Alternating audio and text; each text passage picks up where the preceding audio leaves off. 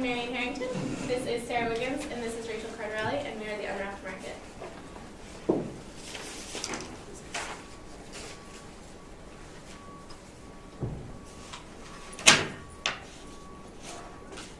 That's loading.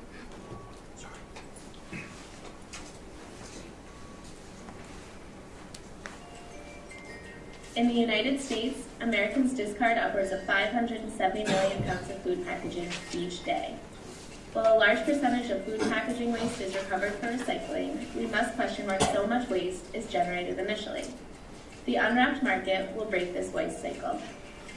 A large variety of produce, animal products, bulk dry goods, fresh bakery items, body care products, and eco-friendly household products will be offered, all free of plastic, cardboard, or any kind of disposable packaging. Unwrapped Market will sell a large percentage of locally sourced foods, and the majority of items will be sustainably sourced, meaning they are fair trade, organic, local, seasonal, or environmentally conscious. So how does it work? Customers may bring their own reusable containers or purchase containers in the store. Then weigh them while empty, fill them up, weigh them again, and take their products home, leaving no wasteful packaging behind. The Unwrapped Market will provide the convenience of purchasing groceries in the exact quantities desired. By eliminating packaging, our goal is for customers to feel as though they are making a difference in the world, while offering a new option for sustainable grocery shopping beyond farmers markets or whole food markets. Unwrapped Market. Free your food.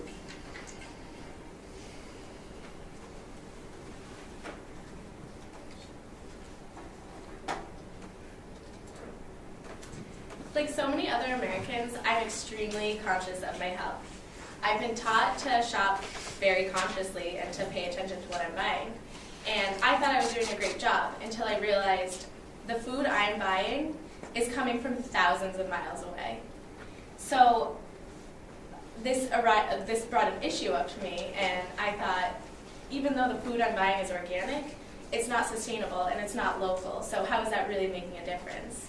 And I'm not saying that organic food is bad in any way, but it certainly got me thinking. So why isn't the food that I buy from the country that I live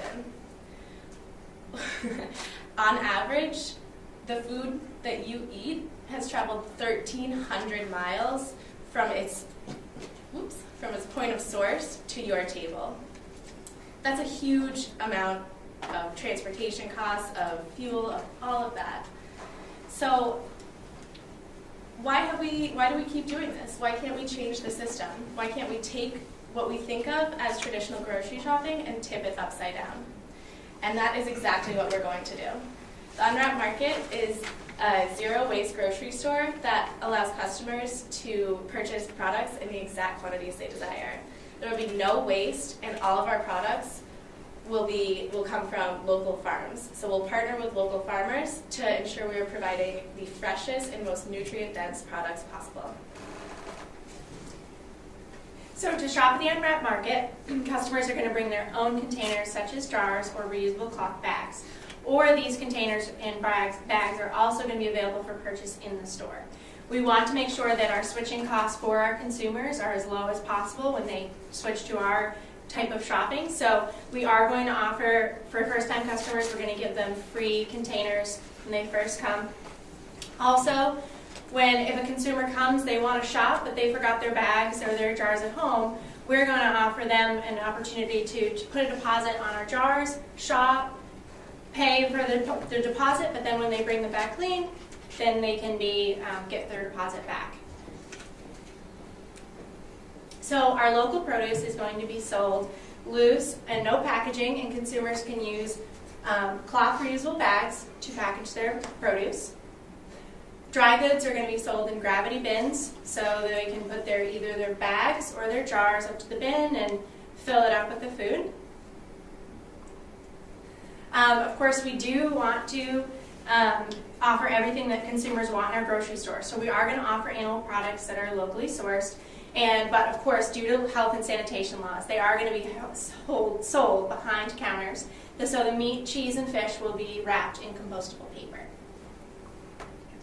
Our liquid goods will be sold in one of two ways. The first way is a deposit method, where the producer is going to send us the bottles, such as milk, and we're going to sell that to the consumer. They'll pay for the price of the milk and also put a deposit on the bottle. And then when they bring it back, we can send the bottles back to the producer. They'll refill them and start the cycle again. And the other way is the traditional refill method, the way that all of our other goods will be sold.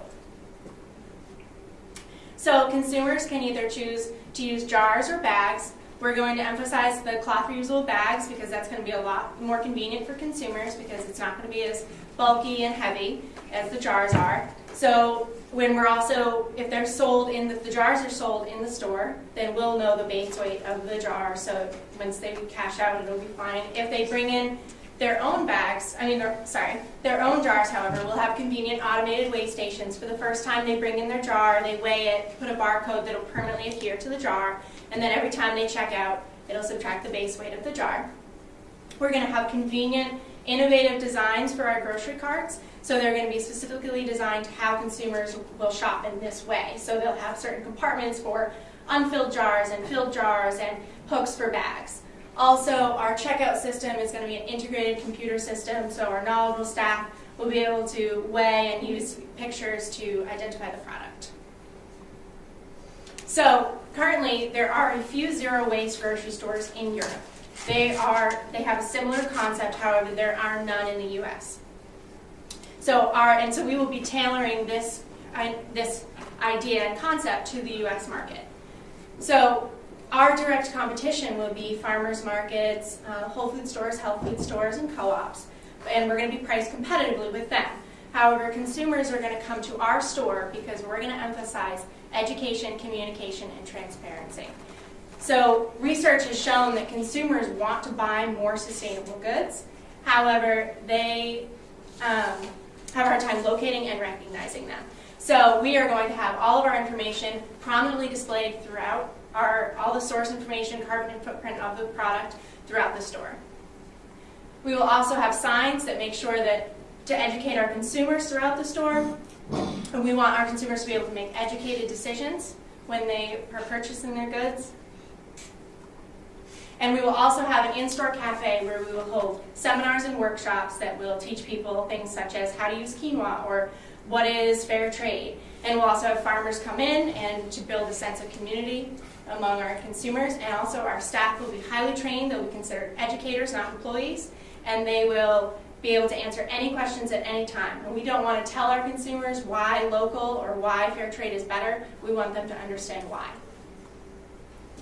Okay, so there's a very large market for our store in the United States. Willard's Bishop shows that there is an expected growth in fresh format stores of 92.2% in sales and a 62% increase between the years 2013 and 2018 as customers move from traditional grocery stores to the more healthy, sustainable living. Research also conducted shows that 17% of shoppers are conscious shoppers who seek out local, sustainable, organic, or fair trade foods. There's also been a large increase in the number of green shoppers who have a very high brand and retailer loyalty, and they buy more items on each trip, and they visit the store more regularly. For our target market, we're going to open our proof of concept store in San Francisco. There's going to be an estimated 142,000 conscious shoppers in the city of San Francisco, so that will be our initial target market. It's one of the most sustainable cities in the world, and California was actually the first state to ban single-use plastic bags. They also have a year-round growing season, which is very good for us because it means we can purchase all of our products from the area and not have to have our produce travel long distances and lose nutritional value. Our total sales for the first year are expected to be around $12 million. We're expected to have 122% increase in sales for the first 3 years. And the cumulative cash flow at the end of year 3 is supposed to be $1.7 million. And we just have a graph here of our revenue from month 1 to month 36. Any questions? So do you define your conscious shopper as somebody who's willing to bring their bags, their jars, and everything else to the store? Or is that somebody who is... It's someone who's more aware of how they're shopping, of their impact on the earth. Right. So people who seek out the sustainable and locally grown and fair trade organic foods. So I get that, I still don't get how many people are gonna, I have a hard time remembering to bring my bags to the grocery store. So how many people are gonna bring jars and everything else that they need? Well, we anticipate that a large number of those conscious shoppers will want to adopt our concept because of all of our educational and communication aspects, Yeah. and also because of how everything in our store has been very local. So that's going to be a large aspect of it, and bringing the containers is just another way to reduce the environmental impact. All right, good. And we'll also be selling our own containers, so that will sort of be a stepping For me, point for yes. exactly. A lot of consumers Right. who may not remember the first few times they will Right. be for sale, and it'll sort of grow into a system. All right, thank you. Do you have any sense of what the setup costs are going to be? San Francisco is an expensive place to do business, Yes. and it's a pretty good-sized store, I would guess. And the second question, I guess, is what products aren't you going to be selling that I would get at my typical Shaw's? Right, so our store are actually going to be smaller than a traditional grocery store. We're modeling ourselves somewhat after the size of a Trader Joe's, so it's going to be roughly 12,000 square feet. So it is going to be smaller. Our startup costs are just under $1 million, and that isn't counting for the rent costs of San Francisco. And what can't I buy? Right. Sorry. So it's obviously you're not gonna be able to buy your Lucky Charms there. Oh. You're not gonna be able to buy my typical care product, but you are gonna be able to buy your bulk cereals or your grains, your pastas, everything that is necessary. It's the necessities as well as organic household products, organic body care products, things like that. So it's not traditionally what you would see if you walked into a Shaw's or a Market Basket, but it is along the same guidelines. So it is going to be lower in processed It's foods. non-profit tax. Would I be able to shop at your place and not shop at the Shaw's, or would you see that I'd be making 2 trips a day or 1 trip? No, we believe that consumers would be able to shop at just our store. We want to sell everything. We want to have all the eco-friendly cleaning products, hair products, everything. We want to be a one-stop shop for the eco-conscious consumer. Have you thought about, let me ask you this question before I get to my, if you thought about this other thing. Are these going to be company-owned stores, or are you going to franchise, or both? Company owned. So we're going to open this proof of concept store, and then once it has proved itself successful, we want to keep going forward with opening more stores And have you and not thought, franchising. why wouldn't you want to franchise the stores? Have you thought about franchising? I think that definitely is an option. I think it depends. You can grow faster. Yeah, exactly. That would probably help us expand across the country more because especially on the East Coast, there are a lot of sustainably minded cities like Burlington and Northampton, things like that. So that would definitely be a smart option if we were looking to expand that far out. See, I'm from New York City, and it's an interesting concept, but this would never work in New York City because everything's too fast. People do not want to be carrying anything, which leads me to why you might want to do New York City. You thought about, in New York City, we have this thing called Fresh Direct. You just go online, you pop. You get everything you want. It comes in only in boxes. There's no wrapping, anything. I mean, there's wrapping, like for the fish and cheese and stuff, and so that may be another way you guys could generate revenue is like, okay, like New York City, prime example, no one's walking with bags and jars. You forget it.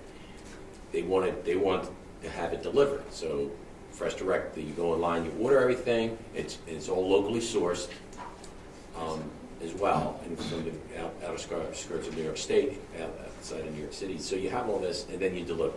So if you thought of that.